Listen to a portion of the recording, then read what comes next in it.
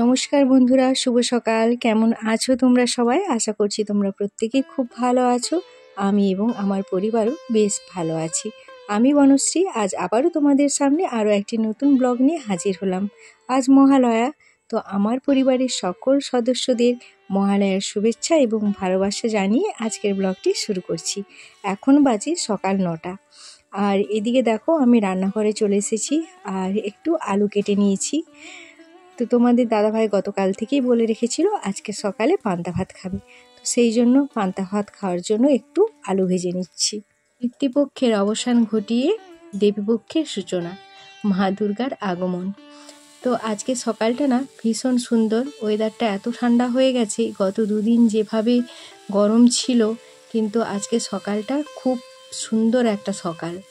তো গতকাল মাঝরাত থেকেই বৃষ্টি শুরু হয়েছে, আবার বৃষ্টির সাথে ভয়ঙ্কর বাজও হচ্ছিল, জানো তো। তো বাজটা পড়ার শুনে কিন্তু খুব ভয় লাগছিল। তখন বাজে প্রায় 3টে মতো হবে, ভোর 3টে। তো তখন থেকেই বৃষ্টি পড়া আর বাজ পড়া শুরু হয়েছে।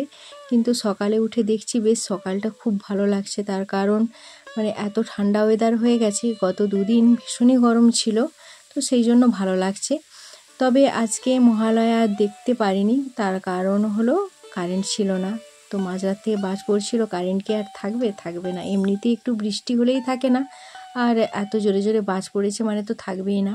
তো ছিল না, আর তাই রেডিওতে মহালয়া শুনেছি।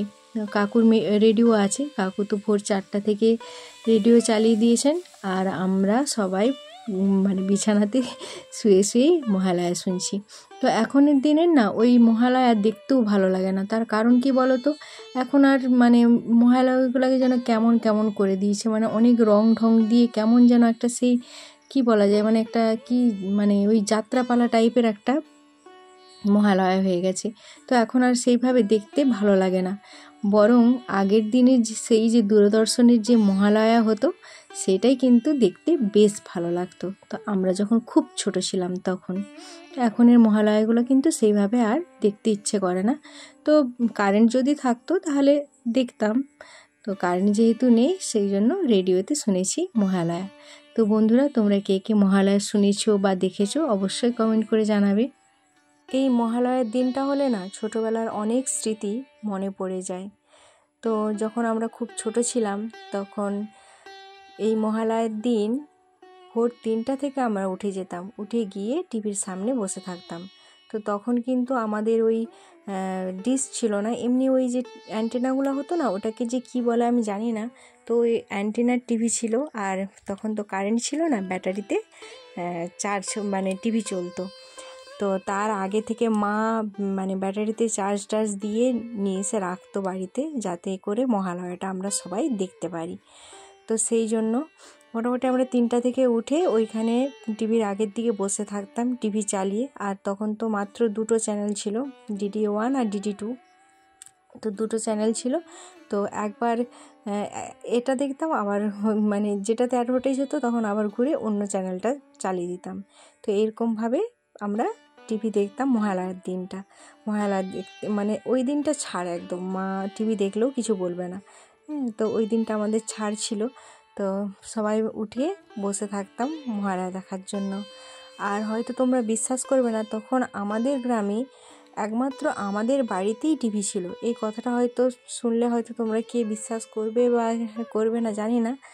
তো ওই দিন ভোর থেকে আমাদের বাড়িতে এত লোক হতো যে বাড়িতে পা রাখার জায়গা থাকতো না, এত লোকের জমায়েত হতো শুধু ওই মহালয়াটা দেখার জন্য। তো সেই জন্য এই মহালয়ার দিনটা হলে না ভীষণভাবে মনটা খারাপ হয়ে যায়। আর এইদিকে দেখো আমার আলু ভাজা হয়ে গেছে, আর তোমাদের দাদাভাইকে পান্তা ভাতটা দিয়ে দিলাম। আরও একটা কথা বলছি, ওই যে অ্যান্টেনার যে টিভি ছিল না, তো ওই টিভিরও একটা মজা ছিল, জানো তো। তো একটু বাতাস দিলেই অ্যান্টেনা নড়ে গেলে তখন কিন্তু টিভিতে ছবি আসতো না। তখন টিভিতে ঝিলঝিল করতো, ছবি ভালো আসতো না। তখন কি করতাম, আমরা শুধু গিয়ে অ্যান্টেনাটাকে ঘোরাতাম, এদিক ওদিক ওদিক ওদিক এইভাবে ঘোরাতাম। আর ওইখান থেকে আমরা বলতে থাকতাম, কিরে আসছে, কিরে ছবি আসছে। ছবি আসলে বলতো আসছে, আর না আসলে বলতো না রে আসেনি, আরেকটু ঘোরা। তো ওই সব দিনগুলো না ভীষণ মজার ছিল, ভীষণ আনন্দের ছিল। সত্যি কথাই মানে সেই ছোটোবেলার দিনগুলো যদি ফিরে পেতাম কত যে ভালো হতো। এখন ভাবছি কেন বড় হলাম। আর এইদিকে দেখো আমি সকালের জল খাওয়া সকলের হয়ে গেছে। আর আজকে তোমাদের দাদাভাই সকালে পুজো করেছে, তো আমিও করেছি, আমি আমার মতো করে করেছি, কিন্তু ও ভালোভাবে পুজোটা করে দিয়েছে। যেহেতু আজকে মহালয়া, তো অনেকেই মহালয়ার দিন অনেকে তর্পণ করে, তো ও তর্পণ সে করে না, কিন্তু নিজে থেকে নিজে হাতে পুজোটা করে। তো ও পুজো করেছে, তাই আমার চাপটা অনেকটাই কম ছিল। আর এদিকে দেখো সবজিগুলো এখন আমি কেটে নিচ্ছি, আর মা ওইদিকে উনুনটাতে একটু গরুটার জন্য জাউলি বসিয়েছে। তো বৃষ্টির জন্য বাইরের উনুনটা তো ভিজে গেছে, তো সেই জন্য মা এখানে জাউলি বসিয়েছে। তো আমি ভাবলাম যে মায়ের জাউলিটা হতে হতে তখনকে আমার টুকটুক করে সবজিগুলো আমি কেটে নিই। তো এই যে দেখো সবজিগুলো সমস্ত কিছু কেটে নিচ্ছি আমি। আজকে রান্না হবে সয়াবিন আলু পটল দিয়ে একটা মাখা মাখা তরকারি, আর ডাল করব, আর একটু চালতা চাটনি গতকালের আছে, তো সেটা দিয়েই হয়ে যাবে, আর করব উচ্ছে ভাজা। তো এই হলো আজকের আমার দুপুরের রান্নাবান্না, একদম সিম্পল আর নিরামিষ।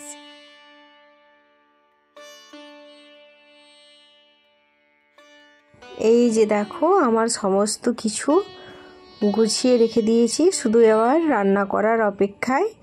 জাউলিটা হয়ে গেলে টুকটুক করে সমস্ত রান্নাগুলো আমি করে নেব। আর এই যে দেখো হাঁড়িতে গরুর জন্য একটু জাউলি হচ্ছে। উনান সালে সব মোটা মোটা কাঠ আছে, সেই জন্য অল্প দুটি বাতাও নিয়ে চলে আসলাম। আর কি বলো তো, ওই শুধু কাঠগুলো না জ্বলতে চায় না, কাঠগুলো খুব মোটা মোটা। আর তারপরে এই যে জল বৃষ্টি হচ্ছে তাতে অনেকটা সেতেও গেছে, সেই জন্য অল্প করে দুটি বাতা যদি মিশিয়ে দেওয়া হয় তাতে কিন্তু ভালো উনানটা জ্বলে।